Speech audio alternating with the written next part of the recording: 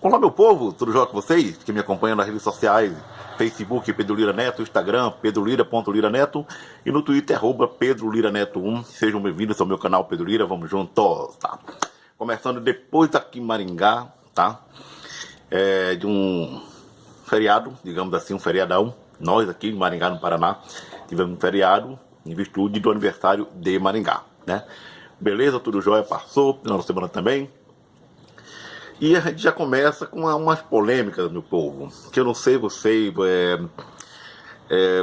pensam, quem já nasceu, aliás, quem nasceu, né, na época da ditadura militar, certo?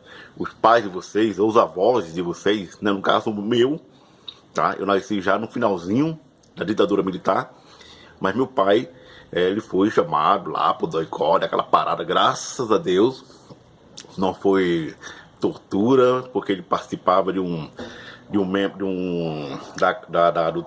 época era DCE, né? De Centros Acadêmicos e Estudantis, né? E estava uma mobilização muito forte, a repressão era muito violenta mesmo, tá? E na época que meu pai estava, digamos, metido nessas paradas aí, quem reinava e quem mandava matar só por respirar era o Emílio Garrastazu Médici, né? Aí vem o Gobernador Corte Silva, né? Castelo Branco, né? E teve mais um agora que eu não tô me lembrando agora. Mas quando eu me dei por conta de gente e ditadura militar, foi na época em que o então general, tá? Ernesto Geisel, né? Ele já vinha, né, sendo pleiteado porque nessa época, né, para as pessoas que hoje não entendem como era as eleições, que não era eleição, era comando por forças. Que são as forças? As Forças Armadas. Na época, Marinha, né, Exército e Aeronáutica. Cada comando, cada comandante dessas três forças, eles faziam, como chama? Revezavam no poder. A época era Aeronáutica, a época era do Exército, a época era da Marinha. Se eu não me engane, o Ernesto Geisel era da Marinha, se eu não estiver equivocado. Eu sei que o Figueiredo era Exército e o Ernesto Geisel era da Marinha, mas posso estar equivocado. Pois bem, desde que, como sempre, não sei o que acontece com o pessoal elitista, direitista, né, que aparece com notícias muito assim. E como sempre, né, a Globo por trás dessa manipulação de notícia. Gente, eu já tinha falado que a Globo nasceu com a ditadura militar. A CNN, a CBS, na época lá dos Estados Unidos, era quem, né, tinha que fazer todo um conchavo. Presidente Nixon, agora me lembrei, também estava envolvido nessa parada. Antes dele tinha o Kennedy também, e aí vai. E os Estados Unidos em si estava muito preocupado com o Brasil, porque, primeiro, é um país estratégico, num continente estratégico, tá? E Cuba fica logo ali, né? Fica logo ali na América Central. E precisava ter uma repressão comunista, porque o comunismo estava, entre aspas, numa ascendência, tá? Ascendência subindo, né? De opinião, de movimentos, em especiais movimentos estudantis, intelectuais, jornalistas, né? E tinha que abafar isso aí. E rapidamente veio o golpe do João Goulart, né? Aí entrou as Forças Armadas. Eu tô lembrando que foi o Garrastazu Médici. Ou foi o Costa Silva, gente. Agora eu tô na dúvida, né? Vamos resumir.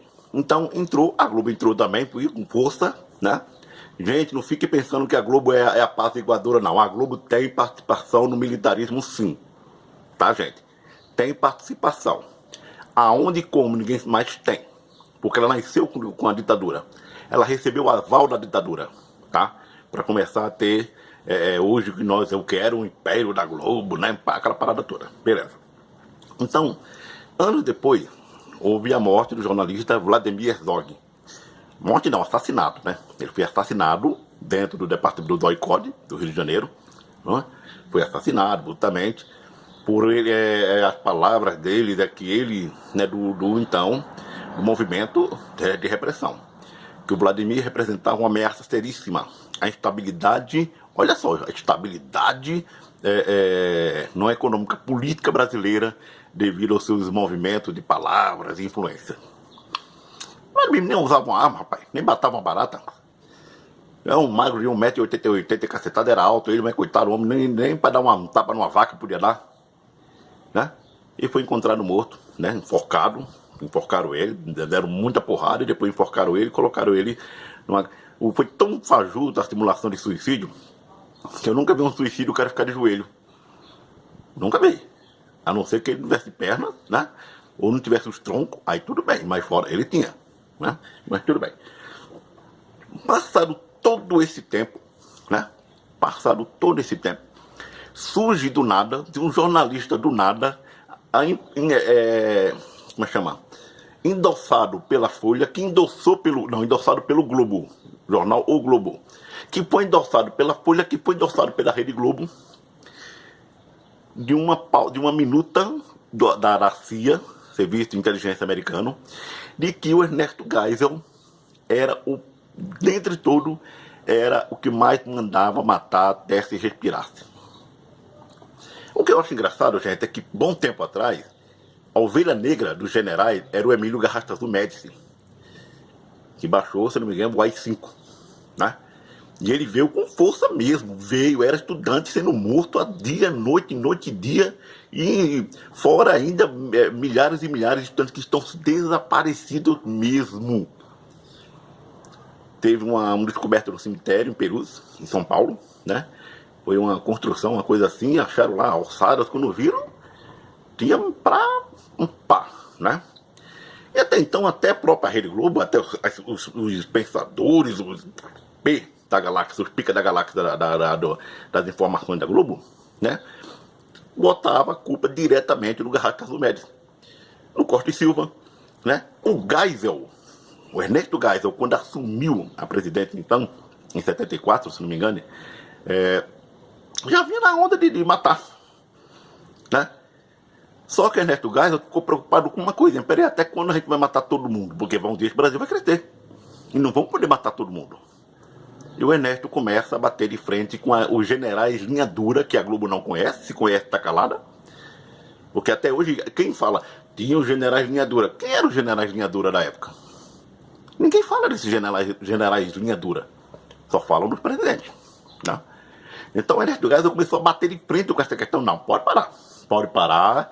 Foi diminuindo a censura, foi trazendo, né, o Miguel Arraes, tá? O Miguel Arraes, lá de Pernambuco, do Recife, Pernambuco, perdão, né? Ele foi os asilados políticos, né?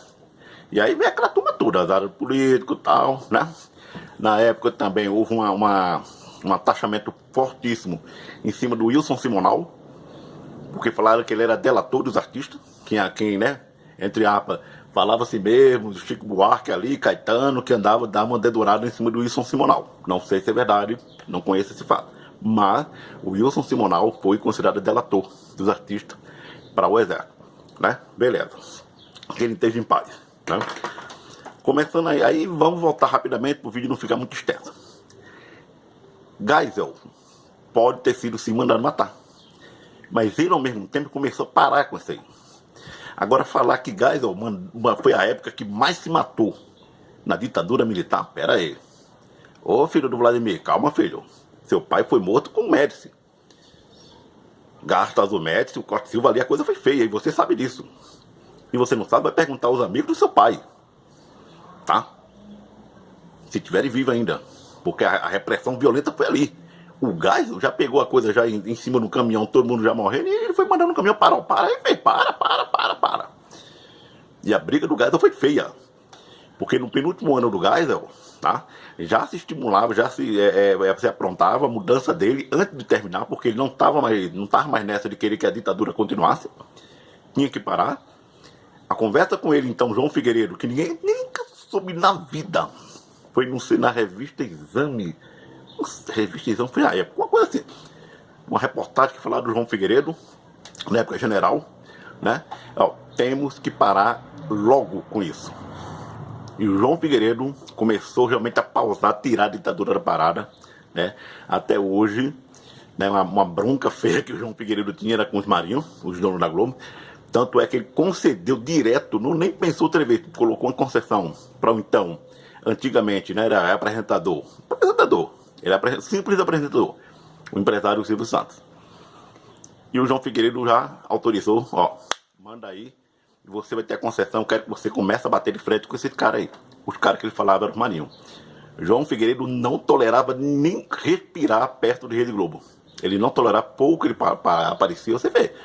Poucas imagens, poucas conversas, poucas entrevistas, você vê do presidente Figueiredo. E, de uma forma do Silvio Santos retribuir isso aí para ele, falava a semana do presidente, que então vinculava-se no SBT, era TVE, né? TVS, né? Beleza, voltando.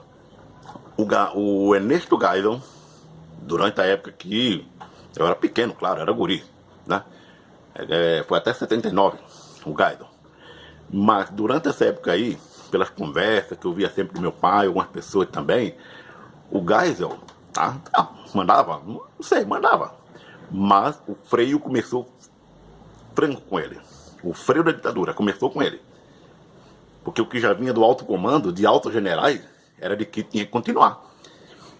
E como a linha dura já sentia que o Geisel não queria mais ter à frente essa história de ditadura, e o João Figueiredo já estava alinhando essa ideia, opa, vamos realmente começar a parar essa história. Para de matança. Vamos parar de sumir. E aparece de novo, na época atual, né, essa parada do tirar a bruxa negra do Garrasto Azul Médici e jogar no Ernesto Geisel. Para não ficar muito longo esse vídeo, vou dar um segundo vídeo falando sobre isso e eu volto já. Falou, gente. Um abraço. Tchau, tchau.